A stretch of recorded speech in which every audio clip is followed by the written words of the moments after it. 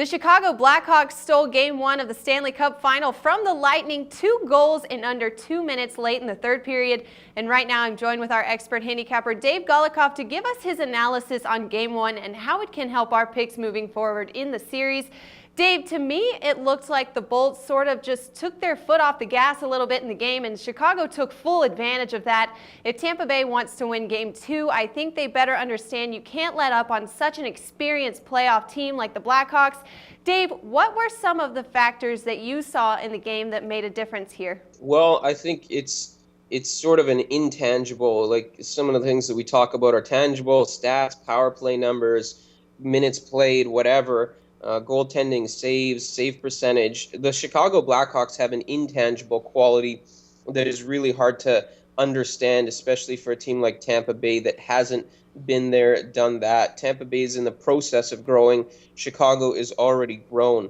We've seen this a couple times in the postseason now, specifically the last round with Chicago, where a couple of times it really looked like Anaheim had the Blackhawks' backs up against the wall, i.e. up 1-0 in the series, and the game 2 goes to double, triple overtime, whatever it is. A goal by Anaheim really puts their foot on the throats of Chicago, but what did Chicago do? They found a way to win.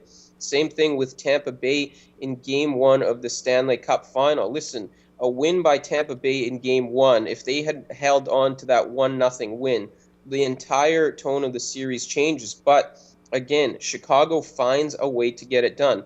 They basically go into every game assuming that they're going to win, and they know how to do that. Even when Patrick Kane, Jonathan Toews not having a great game, they still find a way to get it done. So there's an intangible quality that Chicago has. They execute better, and it's something we learned in Game 1. Maybe not necessarily we learned, but we saw it again in Game 1, and it's going to be something that really lingers throughout the series. All right, then, Dave, let's also talk about Ben Bishop here. It was his first start in a Stanley Cup Final game, and like I just said before, experience, and you're saying now we kind of sound like a broken record here, but experience seems to be a big factor. Do you think that Ben Bishop will be able to get it done here in Game 2? I think Bishop bounces back, and I hate to pin a lot of negativity to him because he wasn't horrible in Game 1. He was actually really good.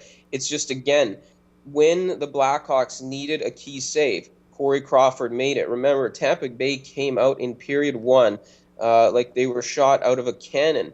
And that 1-0 lead could have easily been 2-0, 3-0, who knows. We saw Ryan Callahan eventually break loose for, clear of everybody and get a shot in on Crawford on a breakaway. If the game changes to 2-0 instead of 1-0, the entire tone changes and Tampa Bay probably wins. But Crawford made the saves, and then Bishop, I don't want to blame him, but, he didn't make the saves. That's just the bottom line. He didn't make the saves. They were tough saves to make for those 2 goals. But, Tampa Bay, again, Bishop is part of what we talked about, the execution. Corey Crawford made the saves when he had to. Bishop did not, and that has to change starting in Game 2. All right, then, Game 2, can the Lightning take one at home before heading to Chicago, Dave? I think they can. I'd be wary of laying juice with it, though. When you take a look at Tampa Bay, they seem to have lost their touch at home, and, when we're handicapping the lines for the series, the Stanley Cup Final, Chicago is favored mostly because nobody believed in the Lightning's home ice advantage. And that home ice advantage is gone. This is a team that won 31 games in the regular season at home, more than anybody else, but they're now 5-6 in the playoffs. The goaltending, well, you could say goaltending or goaltending and defense, the numbers don't lie. They're I think second worst in the playoffs in terms of goals against at home. They're actually the best team in terms of goals against on the road. So things need to turn around quickly for Tampa Bay. To Game 2, I don't really want to bet them because there's juice, and I wouldn't be surprised if Chicago won. Don't really want to bet Chicago either, just because this is going to be Tampa Bay's everything. They're gonna throw their best punch here. So if push came to shove, I'd probably lean with Tampa Bay. But Yeah, I'd rather play a total. All right, then once again, expert handicapper Dave Golikoff with your Game 1 analysis and a little bit of a lean there with Tampa Bay. Now, if you're looking for the top pick for Game 2, Dave's got you covered for that as well. Go check out his pick in the links below this video and keep it locked right here with us for all the best predictions and betting breakdowns for the Stanley Cup Final, only here at Sportsbook Review.